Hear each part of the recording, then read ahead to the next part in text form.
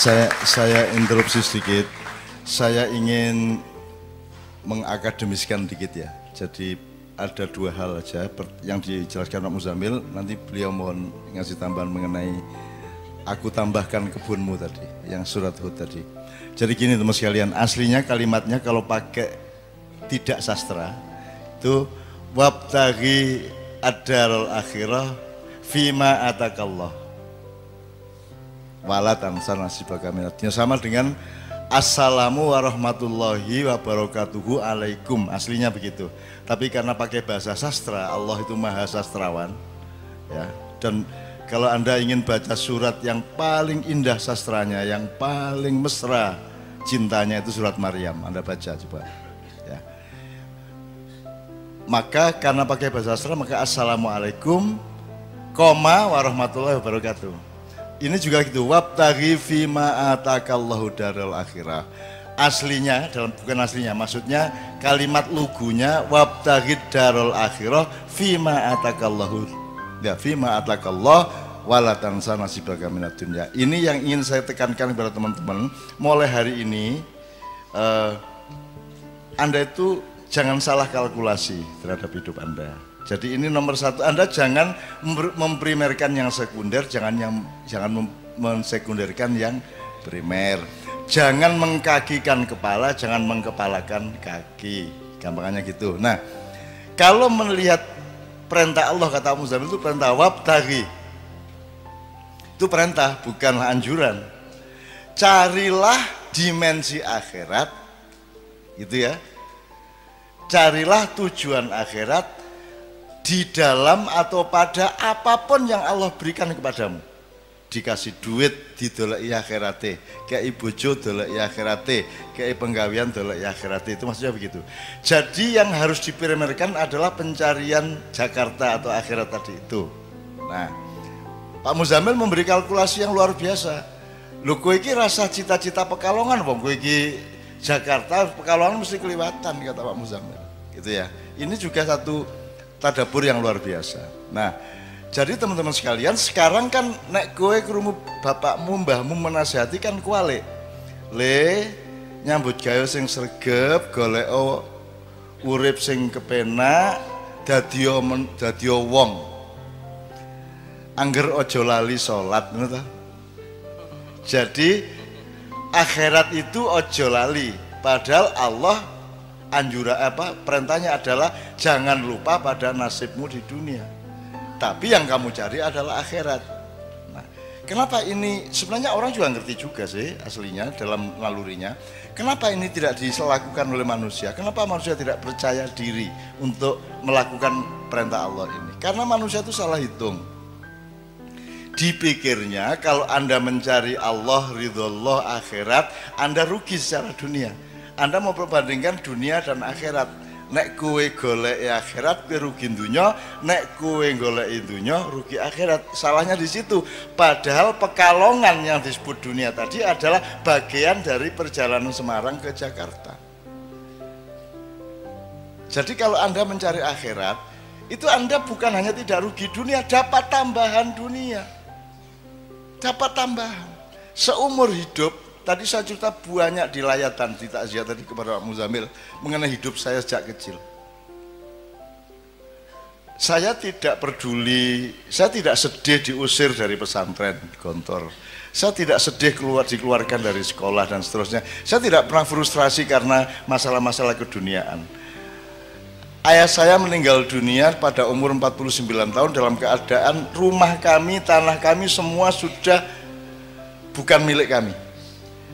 Hutang kita sudah, kalau sekarang mungkin miliaran ya. Dan kita tidak mungkin mampu membayar.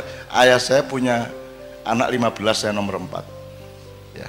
Tapi kami tidak pernah frustrasi, pokoknya kita menjalankan apa yang harus kita jalankan. Dan akhirnya bisa. Normalnya kalau saya pakai kalkulasi dunia, begitu ayah saya meninggal, sertifikat hilang, rumah hilang, semua hilang.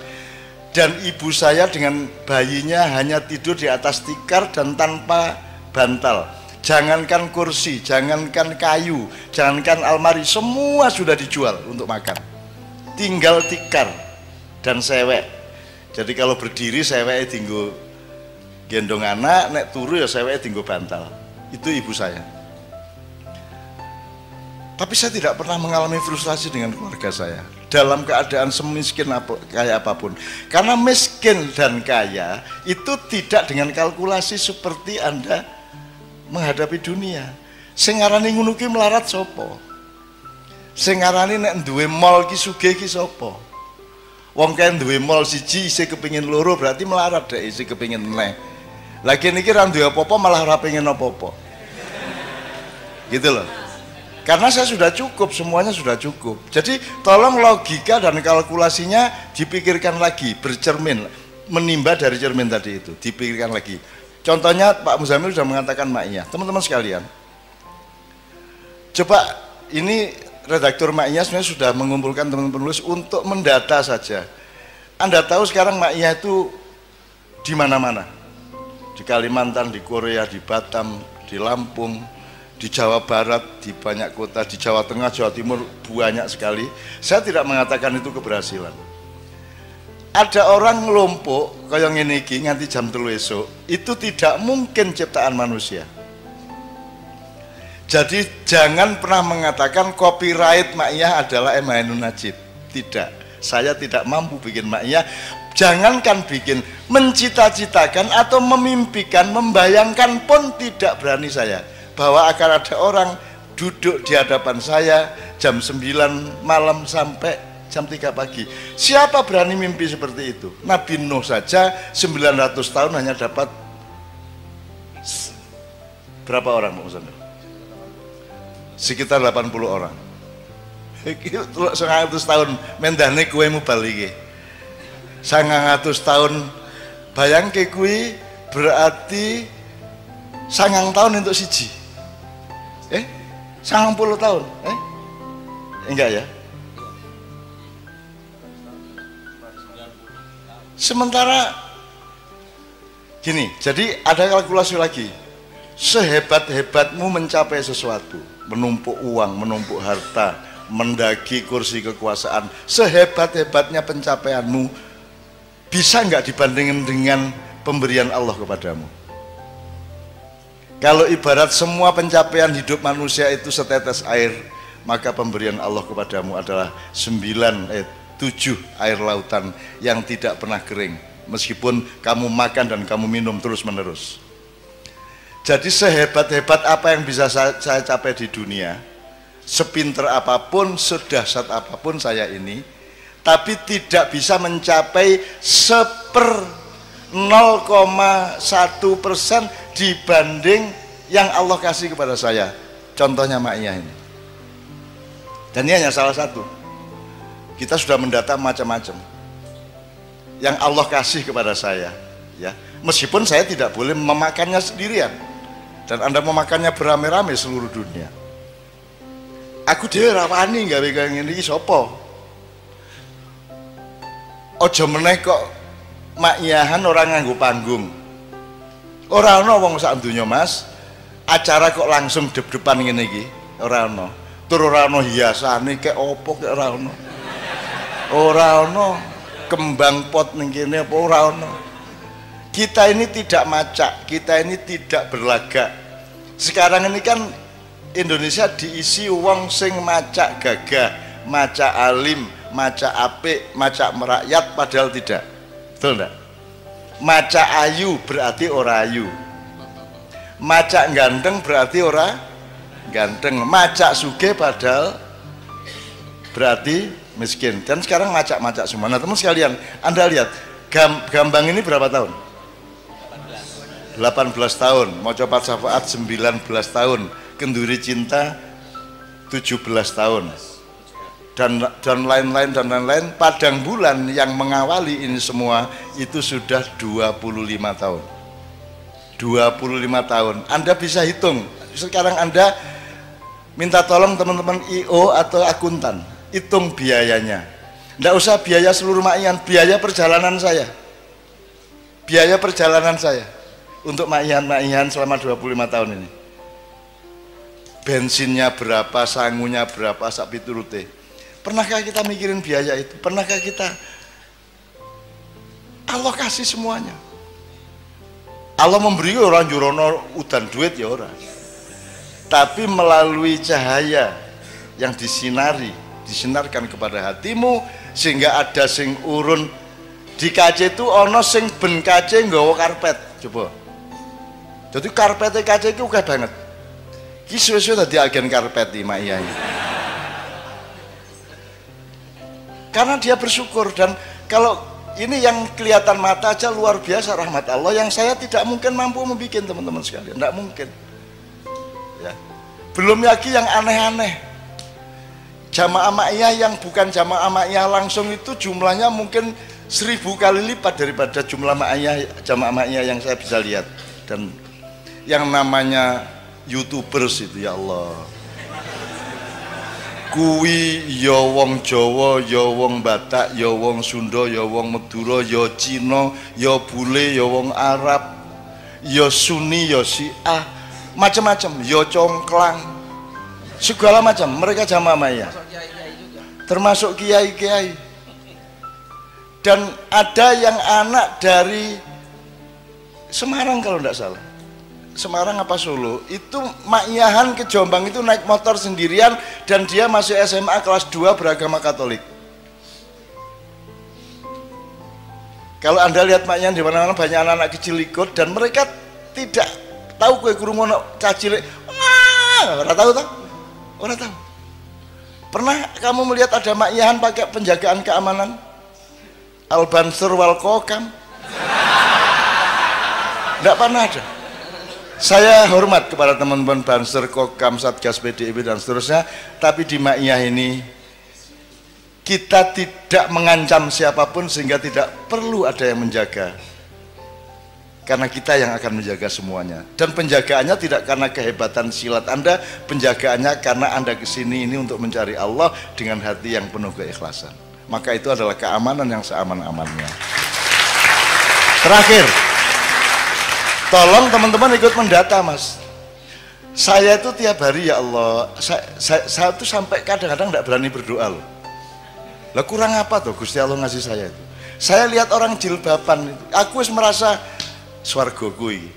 Karena dulu saya memperjuangkan jilbab habis-habisan. Pak Ilyas tahu lah. Bagaimana dulu tidak ada orang pakai jilbab. Sak kota belum tentu orang 5 pakai jilbab. Dan saya memperjuangkan dengan keliling puisi dan drama lautan jilbab. Kowe iso mbayangke Indonesia dadi lautan jilbab. Saiki lautan ora? Lautan jilbab. Aku biyen kok wani ya ngomong lautan. Mongko kudune jedeng wae ra wani aku. Siapa yang ngasih aku kata lautan itu? Dan sekarang kalau aku melihat toko-toko Anissa, opo-opo, kuwi buatine sugih dodol jilbab, dodol barang-barang Islam. Royal, dan mereka tidak ingat bahwa saya adalah yang memperjuangkan. Royalti terbesar saya adalah karena mereka tidak tahu perjuangan saya. Itu royalti terbesar. Begitu aku merasa, loh kamu kok tidak menghargai saya. Begitu aku punya perasaan seperti itu, Allah, loh kok orang kelingan aku toh, kan gitu.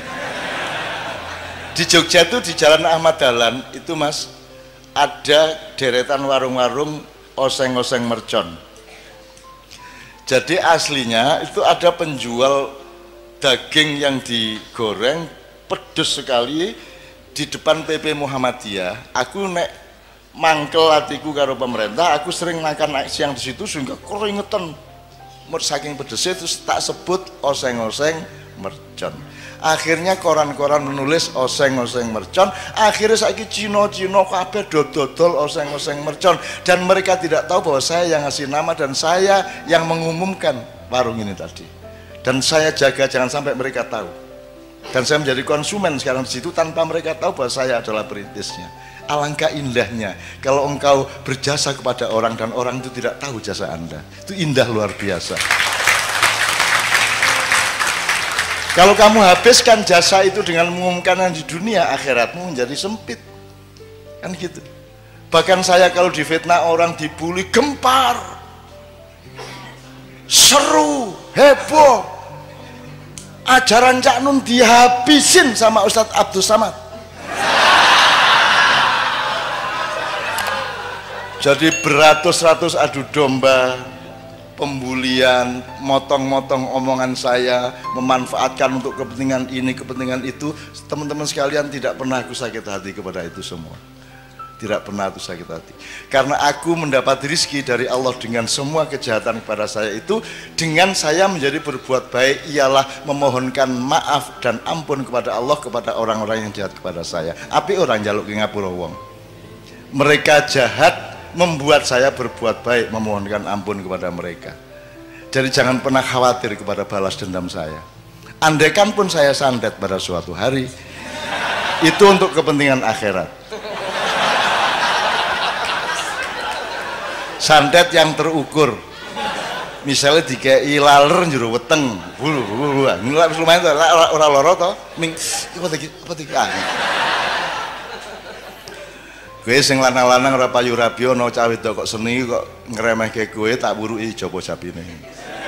Kok tekan ngomong ada ngono kuwi cah wedok terus Kang kok ketok rai kuwi ya sapa ya iki berarti sing nyantet iki berarti. Ini bukan hasil dulu, bukan hasil santet ya Mas. Oke. Jadi teman sekalian, kalkulasinya jangan salah. Jadi gini loh. Sekali lagi terakhir. Jangan dipikir kalau Anda fokus memprimerkan akhirat, lantas Anda kehilangan dunia. Coba saya ingin ini, kowe, ini saran saya kepada jamaahnya sekarang ini ya. Kamu jualan makanan, kamu bikin warung, ya. Fokus kamu itu apa yang kamu senangi untuk kamu jual atau apakah yang akan disenangi pembelimu? Gue nuruti karepmu apa nuruti karepe sing tuku? Berarti kamu melayani mereka, bukan melayani seleramu sendiri, betul enggak? Betul ya? Dan selama kamu buka warung itu, kamu melayani mereka dengan baik, bersikap dengan baik, bersih warungnya, wangi, pokoknya sarwa mengenakkan mereka. Kamu tidak berpikir pembeli akan datang banyak atau tidak, yang penting kamu fokus melayani. Saya oleh Allah diberi fadilah berupa pinter dagang makanan, maka saya lakukan itu. Sementara nek kowe fokusit ila dunya, piye carane ngemplang, ya ta?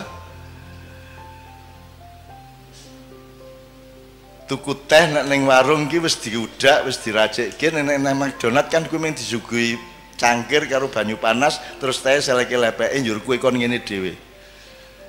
Sehingga Kartolo pelawak Surabaya ku mangkel. Diancuk aku tuku iye. Tuku dikon gawe dhewe iki apa iki gitu. Itu makin modern makin pelit, Mas. Saya tidak tahu kantin di kampus UNES atau di Undip itu mahasiswa antri terus red itu ya, itu bayar sik lagi mangan apa mangan sik lagi bayar? Kalau bayar dulu berarti peradaban kita anjlok seanjlok-anjloknya, berarti manusia saling tidak percaya secara sangat serius satu sama lain. Saya dulu pernah menulis di salah satu buku Silit Sang Kiai yaitu Mbah Wongso. Mbah Wongso itu kalau malam pokoknya mulai barisak dia wis lungguh ning pojok Wirobrajan kae ya. Pokok iki mikul saka Mas iki kuno ini pikulannya di tengah ditaruhin kompor sama meja, terus ini nggone panganan-panganan sego-sego kucing kene jajan-jajan sak pituruti, terus kompor gelas di sekitar dia. Jadi dia semalaman duduk di situ, tidak bisa berdiri. Terus nanti jam 10 bengi kan dia wis ngantuk, wong wis tuwa. Dadi engko dhek teh kalih Pak, nggih. Terus dhek ngeracik uruk-uruk ngantuk. Terus engko tangi meneh. Terus ngesoki panas iki banyu panas umep kayak disokke sret. Tengah-tengah ngesoki mengantuk, Mas. Terus sampai tumpah dari gelasnya itu nyiprat nang pupune lagi dhek tangi meneh ngono kae. Itu pokoknya nek arep ndelok hiburan gratis pokoke nang Mbah Wongso. Iki mesti ngontak ngantuk, mesti nginang ini kayak mergo kecipratan kuwi. Bagaimana orang jualan ngantuk semalaman dan dia tidak mengontrol tempenya habis berapa, Pak itu tadi ngabisin kerupuk berapa dan seterusnya, dia tidak mengontrol. Saya hidup ini tidak untuk berjualan atau mencari laba. Saya hidup ini menjalankan dharma bakti saya sebagai hamba Allah. Aku iso ning ngene iki, tak lakoni ngene iki kanthi tenanan. Perkara kamu bilang makan tempe telu kok ngaku siji, kowe kerupuk 14 ngaku ming 4. Aku duwe kanca biyen kerupuk seneng banget deh. Jadi nak hitung-hitungan, lem ngasih berapa? 2,5. Teh 2, kerupuk 19. Wakai mangan kerupuk. Dan itu saya zaman aku kaya sak umur gue ya, podo wae melarat aku dibanding gue saya. Kira gue iso tuku pulsa biyen ra ono. Jadi ada namanya warung Gua Hirok di Jogja itu. Kita sebut yang menyebut Gua Hirok itu saya mergone nggon cedak beteng kae ono sak kluwekan itu dodol tahu guling. Apa tahu guling? Ya tahu guling. Semacam tahu lontong kalau Jawa Timur. Saya sama teman-teman seniman makan tahu guling 3, apa kerupuk berapa, tempe berapa, teh berapa, kopi berapa. Terus Bu sampun Bu, jam 2 bengi kae. Nggih Nak, napa mawon? Niki tahu gulingnya sekawan. Nggih. Teh panase sekawan tambah kopi kalih nggih. Tempene wau pira 7 nggih. Kerupuke 20 nggih gitu ya. Pokoke nggih. Pun pinten Bu? Napa wau?